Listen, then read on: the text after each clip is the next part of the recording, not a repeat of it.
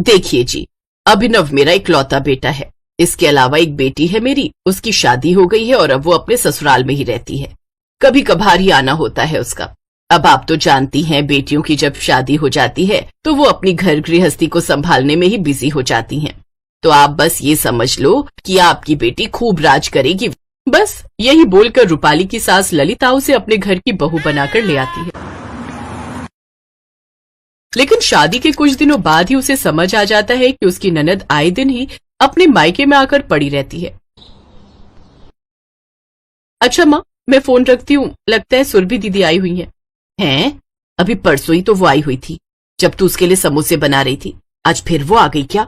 इसके सास ससुर कुछ कहते नहीं क्या इसे? यहाँ तो तू अगर एक दिन भी मायके आ जाए तो तेरे ससुराल वालों के फोन पर फोन आ जाते हैं। अरे इसे कोई कुछ कहता क्यों नहीं? क्या बताऊं माँ, अब माँ जी तो इसे कुछ नहीं कहती तो फिर मैं कौन होती हूँ इसे कुछ कहने वाली। उधर बाहर सुरभि की आवाज आ रही होती है। माँ, मैंने तुम्हें कितनी बार कहा था जो भी कवर लेने हो सोफे के वो गुप्ता शोरूम से ही लेना, लेकिन ये तो वहां के सोफे कवर है ही नहीं। और ऊपर से लाल रंग के सोफे के कवर कौन लेता है? मैंने कहा था ना सामान मेरे जेठ की दुकान से ही लेना। अब उन्हें पता चलेगा तो कितना बुरा लगेगा। उल्टा दो बातें मुझे ही सुननी पड़ेंगी। आपको इतनी समझ नहीं है, लेकिन भाभी तो बोल सकती थी ना। अब भाभी का क्या है, वो तो अकेली है, कोई बोलने वाला है नहीं। लेकिन मेरे जेठ जेठानी सास ससुर सब है, वो क्या सोचेंगे मेरे बारे में? लेकिन दीदी ये तो मैं लाई ही नहीं। आपके भैया गए थे अपने दोस्त के शोरूम ओपनिंग पर तो वही ले आए। अब गए थे तो कुछ ना कुछ तो लेना बनता ही है ना। अच्छा ठीक है ठीक है। वैसे भाभी शाम को आप खाने में ना छोले भटूरे बना लेना, मेरा बड़ा मन कर रहा है।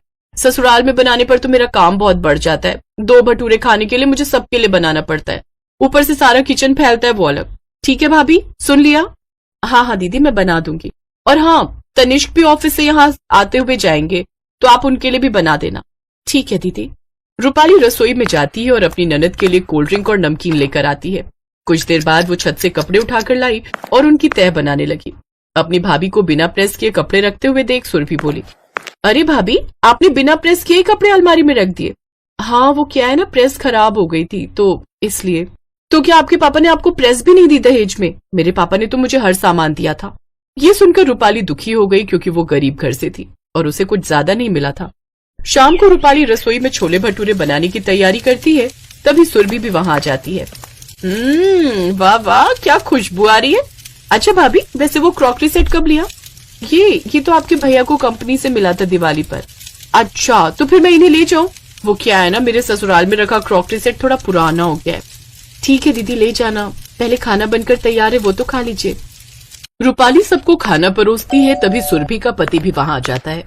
वो सब छोले भटूरे खा लेते हैं। तभी सुरभि अपने पति के साथ जाने लगती है।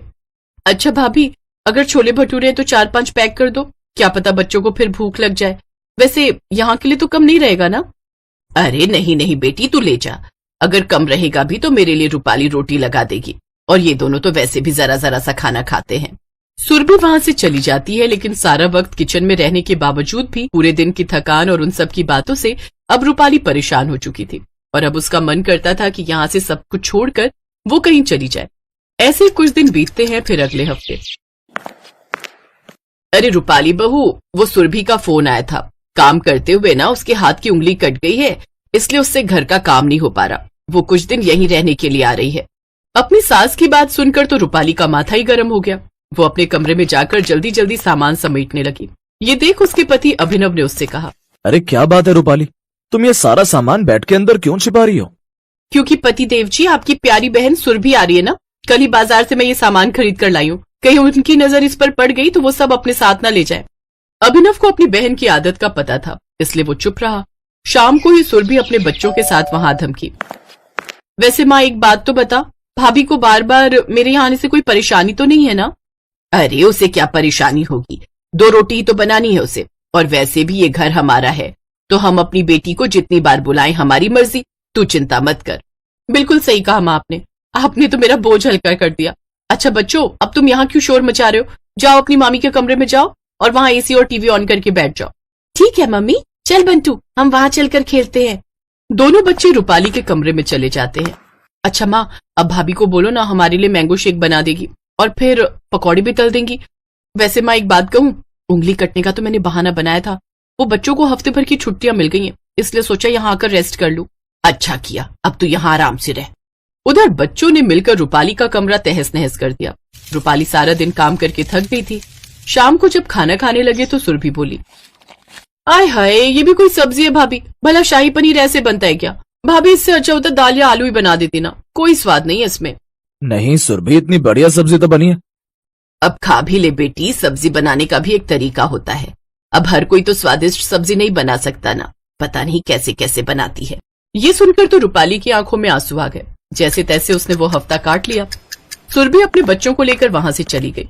अब जाकर रूपाली की सांस में सांस आई। ऐसे ही कुछ दिन बीते, फिर पता चला कि बच्चों की 2 महीने की छुट्टियां पड़ने वाली हैं।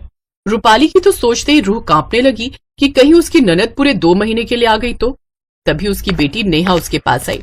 माँ, आपको पता है मेरी 2 महीने की छुट्टियां पड़ने वाली हैं, चलो ना हम नानी के घर चलते हैं।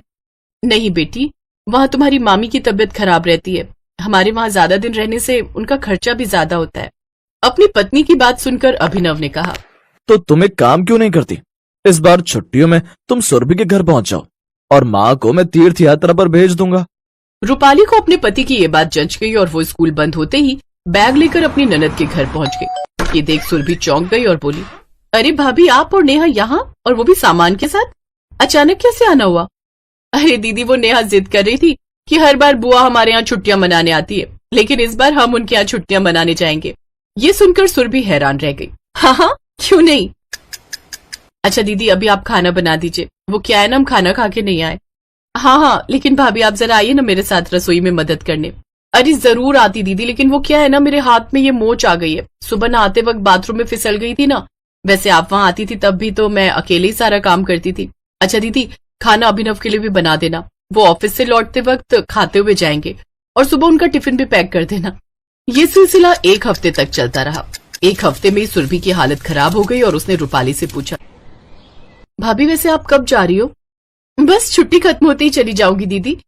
अब सुरभि को अपनी गलती का एहसास हो गया और उसने रूपाली से माफी मांगते हुए कहा, मुझे अपनी गलती का एहसास हो गया है भाभी, मेरे आने से आपका कितना काम बढ़ता होगा। आज मेरे सर पर पड़ा तो मुझे एहसास हुआ, लेकिन अब मैं बेवजह कभी मायके नहीं आऊंगी। अच्छी बात है दीदी जो आपको मेरी तकलीफ समझ आ गई। वैसे आप बुरी नहीं है दीदी, लेकिन सच तो ये है कि हर वक्त अपने मायके में पड़ी रहने वाली ननद अच्छी नहीं लगती। रूपाली का मिशन सक्सेसफुल रहा और वो खुशी खुशी अगले ही दिन अपने ससुराल लौट आई।